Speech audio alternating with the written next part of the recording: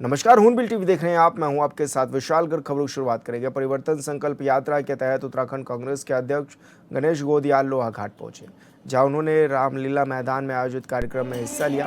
लोहाघाट विधायक खुशहाल सिंह अधिकारी के नेतृत्व में ढोल नगाड़ों और फूलमालाओं के साथ जोरदार स्वागत भी उनका किया गया। जनता को संबोधित करते हुए कांग्रेस प्रदेश अध्यक्ष ने भाजपा सरकार को भ्रष्ट सरकार बताया है। उन्होंने कहा कि भाजपा सरकार में जनता परेशान है, युवा बेरोजगारी से तंग होकर सड़कों में चप्पल घिसने को मजबूर है और या फिर बाहरी प्रदेशों का पलायन कर रहे हैं। उन्होंने कहा कि प्रदेश में पुष्कर सिंह धामी की सरकार बुरी तरह फेल हो गई है। मुख्यमंत्री ने चंपावत जिलों को स्विट्जरलैंड बनाने की बात कही थी, जो पूरी तरह झूठी साबित हुई है।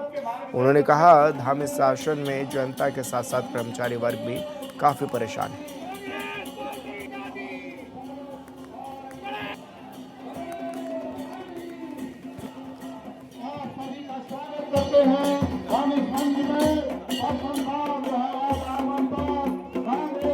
साथ साथ में ओपीएस लागू करेंगे। ये सब बातें आज मैंने मंच से कही हैं। मैंने लोगों को याद दिलाया कि अतीत में आपसे कहा गया कि बहुत ही हुई महंगाई की मार, और हमारे विपक्ष ने कहा कि अब की बार उनकी सरकार। लेकिन उसका हाल ये है कि आज सोना 1,80,000 तोले पर पहुंच गया, और कोई भी माँ बाप खुशी खुशी अपनी बेटी को सगुन शादी में सगुन 4 तोला गहने के रूप में दे सके, इसके लायक सरकार ने किसी को नहीं रखा। ये सब विडंबनाएं हैं। इन विडंबनाओं को दृष्टिगत रखते हुए मैंने आह्वान किया है कि इन विसंगतियों को, इन विडंबनाओं को यदि ठीक करना है तो उसका एक ही हल है, और वो है परिवर्तन। उत्तराखंड की राजनीति में आरोप प्रत्यारोप का दौर तेज हो गया है। चंपावत में मुख्यमंत्री पुष्कर सिंह धामी ने कांग्रेस पर जमकर हमला बोला, तो कांग्रेस के परिवर्तन संकल्प अभियान के दौरान प्रदेश अध्यक्ष गणेश गोदियाल ने भी बीजेपी सरकार पर तीखा पलटवार किया। दोनों दल एक दूसरे पर जनता को गुमराह करने का आरोप लगा रहे हैं और इन सब के बीच यूकेडी की अपनी बातें हैं।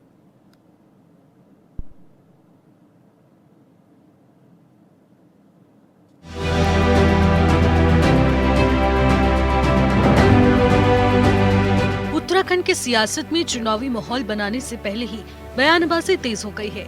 चंपावत पहुंचे मुख्यमंत्री पुष्कर सिंह धामी जिला चिकित्सालय चंपावत में लगभग 6 करोड़ रुपए की लागत से अत्याधुनिक MRI मशीन का भी शुभारंभ करने पहुंचे। बेहतर स्वास्थ्य सुविधाएं देने का वादा कर कांग्रेस पर सियासी हमला बोला। भ्रष्टाचारियों पर कार्रवाई की, चाहे वो कितना भी प्रभावशाली क्यों न हो, किसी भी पद पर क्यों न बैठा हो। 33,000 से अधिक युवाओं को रिकॉर्ड सरकारी नौकरियां प्रदान की, और ये सभी निर्णय उत्तराखंड के भविष्य के लिए जरूरी थे जो हमने लिए। और हमारे इन सभी निर्णयों से उन पार्टियों के पेट में दर्द होने लग गया, उनको मरोड़ होने लग गई, जिनकी राजनीति तुष्टीकरण के लिए चलती थी, वोट बैंक की जो राजनीति करते थे, भ्रष्टाचार और परिवारवाद पर जिनकी राजनीति टिकी हुई थी, ऐसे लोगों को आज चारों ओर से ये विकास नहीं दिखाई देता। मंदिरों का पुनर्निर्माण, नवनिर्माण नहीं दिखाया जाता, नहीं दिखता, और अवैध कब्जों पर और अवैध मजारों पर कार्रवाई से ऐसे लोग परेशान हो जाते हैं। मुख्यमंत्री ने कांग्रेस का बिना नाम लिए कहा कि कांग्रेस की सरकार वोट बैंक की राजनीति नहीं बल्कि उत्तराखंड के भविष्य की राजनीति करती है। बीजेपी तुष्टीकरण नहीं, संतुष्टीकरण पर विश्वास करती है। सत्ता बचाने के लिए नहीं बल्कि आने वाली पीढ़ियों का भविष्य सुरक्षित करने के लिए निर्णय लेती है। सीएम धामी ने कहा कि जब सरकार बड़े निर्णय लेने का साहस करती है तो देश विरोधी और विकास विरोधी पार्टियों की राजनीति खतरे में पड़ जाती है। ऐसे पार्टियों को, युवाओं को मिल रही पारदर्शिता और योग्यता के आधार पर सरकारी नौकरियां नहीं दिखाई देती हैं, लेकिन नकल माफियाओं पर जब कार्रवाई होती है तो इनकी परेशानी बढ़ जाती है। भाइयों बहनों, उन्हें गरीबों का विकास नहीं दिखता है, सीमांत क्षेत्रों का विकास नहीं दिखाई देता है, लेकिन भ्रष्टाचारियों पर जब कानून का शिकंजा कसा जाता है तो ये उनको खटकने लगता है। मुख्यमंत्री पुष्कर सिंह धामी ने कहा कि बड़ी उपलब्धियों को जिक्र कर जमकर भड़ास निकाली। लैंड जिहाद, थोक जिहाद, लैंड जिहाद, यूसीसी, सख्त नकल विरोधी कानून का जिक्र किया और कहा कि जब भ्रष्टाचारियों पर सरकार कार्रवाई करती है तो कुछ लोगों को परेशानियां होने लगती हैं। मंदिरों के निर्माण और सौंदर्यीकरण से भी विपक्ष को परेशानी होती है, लेकिन सरकार काम करती रहेगी। आप लोग जानते हैं ना, ऐसे लोग जिनके पेट में जब हम कार्रवाई कर रहे हैं, हम सख्त निर्णय ले रहे हैं, ऐतिहासिक निर्णय ले रहे हैं, उत्तराखंड के अंदर विकास हर गांव-गांव तक पहुंचाने का प्रयास कर रहे हैं, तो कुछ लोगों को परेशानियां हो रही हैं, कुछ पार्टियों को भी परेशानियां हो रही हैं। जब हम बाबा जी मंदिरों के निर्माण कर रहे हैं, नव निर्माण कर रहे हैं, पुनर्निर्माण कर रहे हैं, धार्मिक नेताओं का पूरी तरह से सम्मान कर रहे हैं, श्रद्धा कर रहे हैं, तो लोगों को परेशानी होती है। भाइयों बहनों, ऐसी पार्टियां कौन है? नाम पता है ना ऐसी पार्टियों का, जिन्होंने 60 सालों तक इस देश के अंदर शासन किया है। एक तरफ राज्य के मुखिया पुष्कर सिंह धामी कांग्रेस पर हमलावर रहे, तो दूसरी तरफ मुख्यमंत्री के इन आरोपों का कांग्रेस ने भी तुरंत जवाब दिया। परिवर्तन संकल्प अभियान के दौरान कांग्रेस प्रदेश अध्यक्ष गणेश गोदियाल ने बीजेपी सरकार पर कई मुद्दों को लेकर हमला बोला। उन्होंने बेरोजगारी, महंगाई, पलायन, कानून व्यवस्था और जन समस्याओं को लेकर सरकार को घेरा। कितनी बड़ी बात है कि सत्ता में 10 साल रहने के बाद मुख्यमंत्री कांग्रेस पर आरोप लगा रहे हैं। आप समझ सकते हैं कि अगर वो 10 साल सत्ता में रहकर कांग्रेस पर आरोप लगा रहे हैं तो फेल हैं। आप समझ सकते हैं कि वो गणेश गोदियाल जैसे व्यक्ति पर वसूली अभियान मोर्चा और धाकड़ धामी पेज से अनाप शनाप झूठ स्थापित कर रहे हैं, तो सत्ता चलाने के मामले में वो फेल है। तो ये उनके फेलियर का संकेत है, ये उनके फेलियर का प्रमाण है कि वो 10 साल सत्ता में रहने के बाद आज कांग्रेस पर आरोप लगा रहे हैं। बीजेपी कांग्रेस के बीच जारी आरोपों पर क्षेत्रीय पार्टी उत्तराखंड क्रांति दल की अपनी ही रणनीति है। पार्टी का दावा है कि उत्तराखंड की जनता दोनों पार्टियों की सरकार देख चुकी है और परेशान हो चुकी है, लिहाजा इस बार प्रदेश की जनता उत्तराखंड क्रांति दल के साथ जुड़ रही है। जी, हम चुनाव, इस समय चुनाव है और हम बढ़िया तैयारी से लगे हुए हैं। जैसे आपको पता होगा, काशीपुर में हमने अभी 4-5 प्रोग्राम बैठा रखे हैं पहले ही, और हर जगह प्रोग्राम कर रहे हैं और हमारे साथ यूथ बढ़ चढ़ के साथ में आ रहा है। तो हम ये बताना चाहते हैं कि इस बार तैयारी बढ़िया हो रखी है। आप हर किसी के पास, पब्लिक के पास, किसी के पास बीजेपी और कांग्रेस को छोड़ के तीसरा कोई ऑप्शन नहीं था।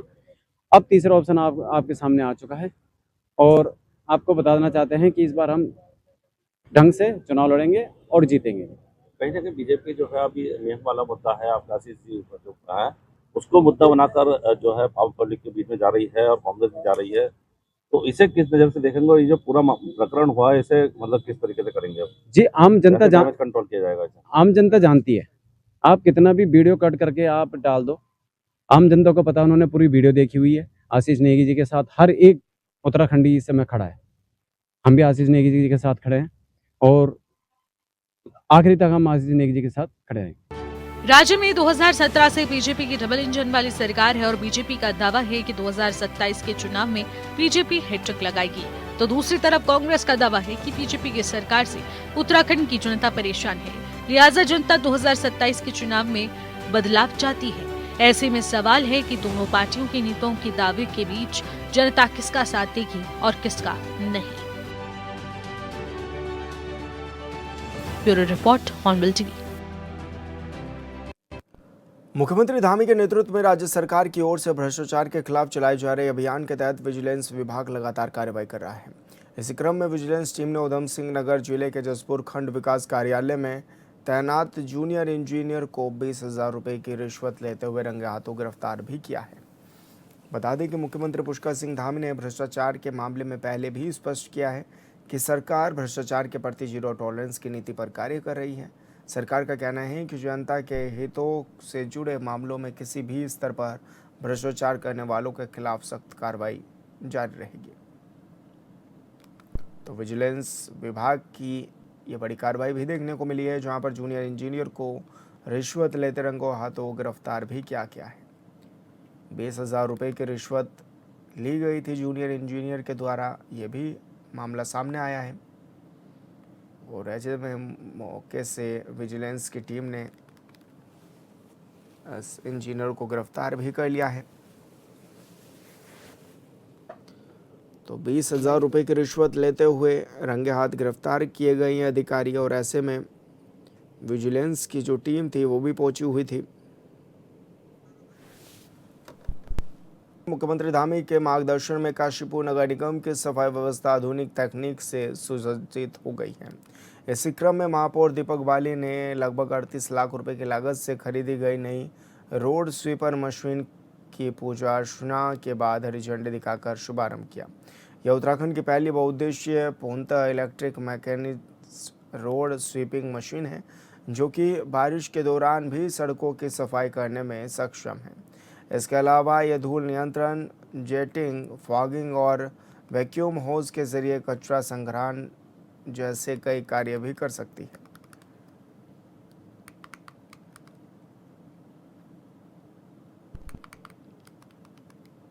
स्वच्छता को लेकर हमारे आदरणीय प्रधानमंत्री नरेंद्र मोदी जी का जो भरोसा पूरी जनता के ऊपर है और जिस तरीके के कार्यक्रम स्वच्छता को लेकर चलाए जा रहे हैं, और उसके साथ साथ माननीय मुख्यमंत्री श्री पुष्कर सिंह धामी जी का भी जो विश्वास और जो कृपा काशीपुर नगर के ऊपर बनी है, उसी के अंतर्गत कि हम लोग पहली मशीन जो 3 तरीके से काम करेगी, जो रोड स्वीपिंग मशीन है, रोड की सफाई करेंगी, उसके साथ साथ जो डस्ट है, धूल है, जिससे कि एयर पोल्यूशन का जो दिक्कत बहुत ज्यादा आती है, उसको भी सकित करेगी, और साथ में जहाँ पर जरूरत होगी वहाँ पर छिड़काव के साथ काम करेगी।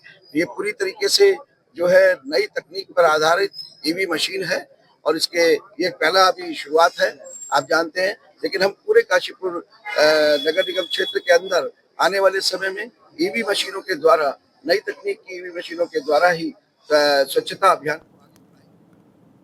रुड़की पुलिस ने ऑपरेशन प्रहार के तहत कार्रवाई करते हुए गोकशी के आरोप में एक व्यक्ति को गिरफ्तार किया है। पुलिस के अनुसार मुखबिर की सूचना पर इमली रोड स्थित एक दुकान पर छापा मारकर 45 किलो कथित गोमांस और कटान में इस्तेमाल होने वाले उपकरण बरामद कर लिए गए हैं। गिरफ्तार आरोपी की पहचान दिलशाद निवासी सती मोहल्ला रुड़की के रूप में हुई है। पुलिस ने आरोपी के खिलाफ गोवंश संरक्षण अधिनियम के तहत मुकदमा दर्ज कर लिया है। साथ ही उसके लाइसेंस को भी निरस्त करने की कार्रवाई जारी है।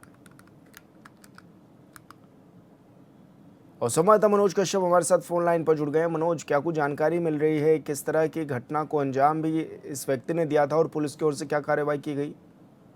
लगातार पुलिस ये जो रुड़की का जो क्षेत्र है, यहाँ पे कुछ दुकानों पे लगातार जो प्रतिबंधित मांस है, यानी कि जो गो मांस होता है, वो उसकी वहाँ पे बिक्री की जा रही है। हालांकि लगातार जो पुलिस विभाग है वो छापेमारी करते रहते हैं, लेकिन ऐसे में जो मुखबिर की सूचना में पुलिस दुकान पे पहुंचे तो वहाँ से करीब 45 किलो जो प्रतिबंधित मांस था, गो मांस था, वो वहाँ पे मिला है। हालांकि वहाँ से कुछ उपकरण जो थे जिससे उसको तोल के दिया जाता था, यानी कि तराजू बाट भी वहाँ से बरामद किए गए हैं। यहाँ पे आसपास जो सीसीटीवी लगे हुए उससे भी जाँच की जा रही है कि कब से यहाँ से बिक्री होता है। यहाँ पे जो आरोपी है दिलसाद, उसकी भी जो है उससे भी पूछताछ यहाँ पे की जा रही है। लगातार इस तरीके की शिकायत मिली थी। लगातार जो उत्तराखंड गोवंश संरक्षण अधिनियम के तहत मुकदमे भी यहाँ पे किया गया। यहाँ पे लगातार ऐसे लोगों के खिलाफ कड़ी कार्रवाई की जाती है जो यहाँ पे गोमांस बेचते। हालांकि जी बिल्कुल मनोज, बहुत शुक्रिया आपका तमाम जानकारी साझा करने के लिए।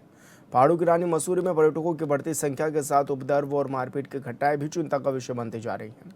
देर रात माल रोड क्षेत्र में एक पर्यटक की ओर से स्थानीय महिला और उसके पति पर प्लास्टिक के क्रेट से हमला किए जाने की घटना ने पूरे शहर को झकझोर दिया है। घटना का वीडियो सोशल मीडिया पर तेजी से वायरल हो रहा है। इसके बाद स्थानीय लोगों में भारी आक्रोश है। लोगों का कहना है कि यदि समय रहते ऐसे उपद्रवी पर्यटकों पर सख्ती नहीं की गई तो मसूरी की शांत और सुरक्षित पहचान पर गंभीर असर पड़ेगा। प्रत्यक्षदर्शियों के अनुसार देर रात किसी बात को लेकर हरियाणा से आए एक पर्यटक के स्थानीय दंपत्ति से कहासुनी हो गई। देखते देखते विवाद इतना बढ़ गया कि पर्यटक ने सामने की दुकान से प्लास्टिक का क्रेट उठाकर हमला कर दिया। घटना की सूचना मिलते ही मसूरी पुलिस तत्काल मौके पर पहुंची और आरोपी युवक को भी हिरासत में ले लिया गया है।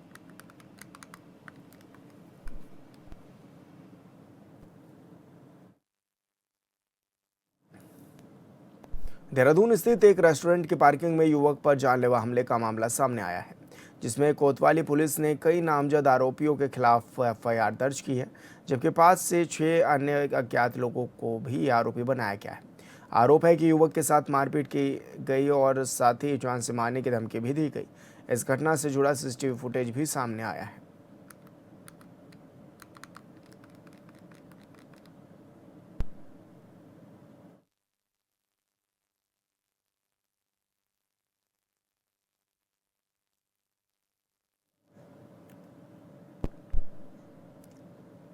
उत्तराखंड के विश्व प्राकृतिक धरोहर नंदा देवी राष्ट्रीय पार्क से जुड़ी एक बड़ी और सकारात्मक खबर है। 21 दिनों तक दुर्गम हिमालय क्षेत्रों में वैज्ञानिक अनुसंधान करने के बाद जैव विविधता अनुश्रवण दशकीय अभियान 2026 की टीम सकुशल लौट आई है। इस अभियान में वैज्ञानिकों ने दुर्लभ वन्यजीवों, वनस्पतियों, हिमनदों और जलवायु परिवर्तन से जुड़े महत्वपूर्ण आंकड़े भी जुटाए।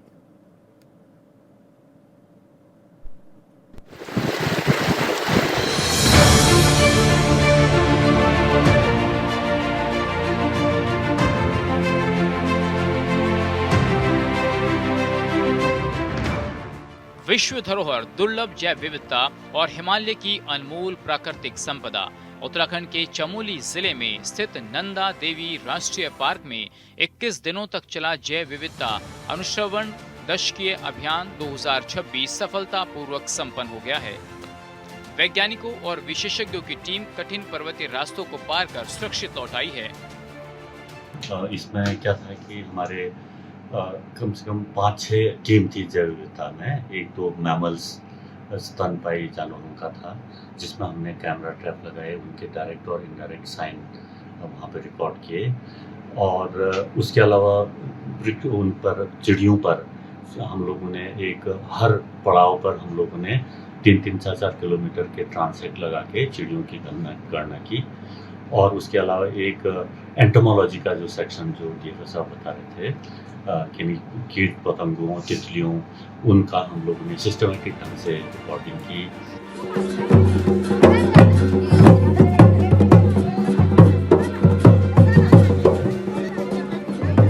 ज्योतिर्मठ लौटने पर लाता गांव के ग्रामीणों ने पूरी टीम का फूल मालाओं से स्वागत किया। वैज्ञानिकों और अधिकारियों ने क्षेत्र की आराध्य देवी मां नंदा देवी मंदिर में दर्शन कर आशीर्वाद भी लिया।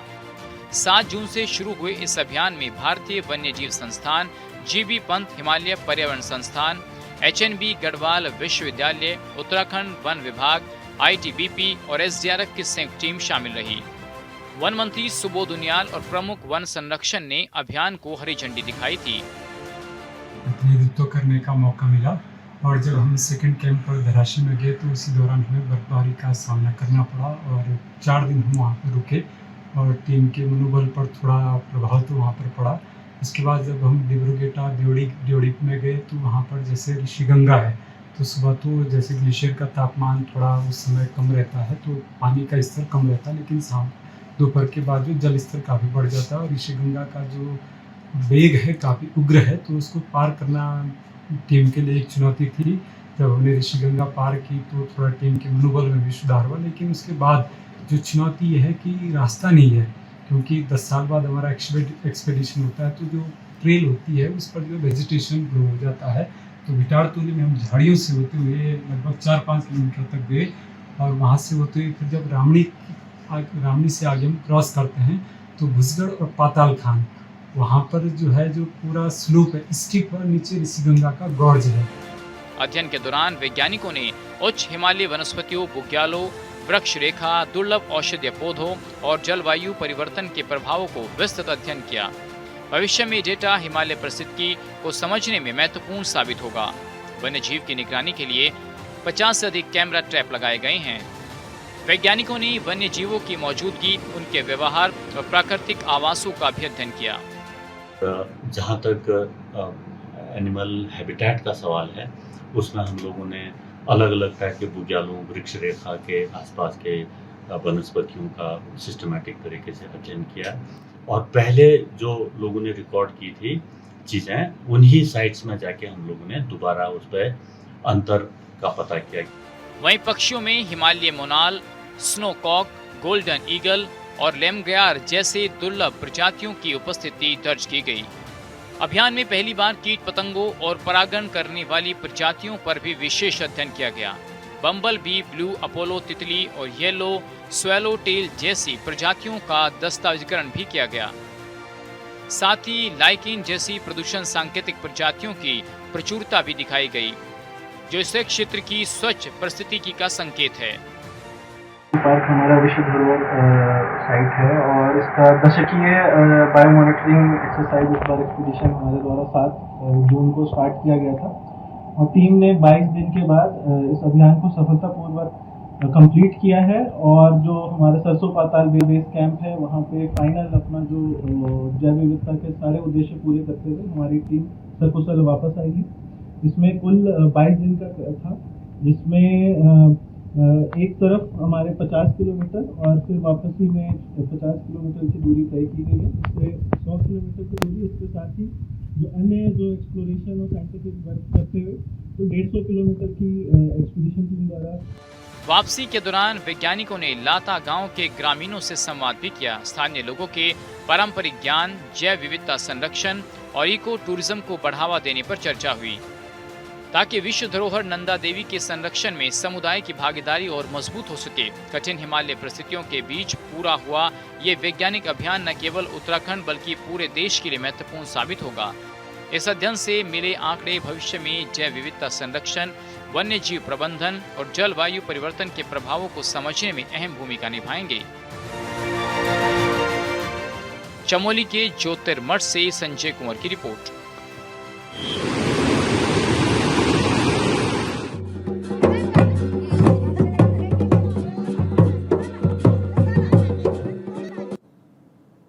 और फिलहाल इस बुलेटिन में मेरे साथ इतना ही। आप देखते रहिए हॉर्नबिल टीवी। नमस्कार।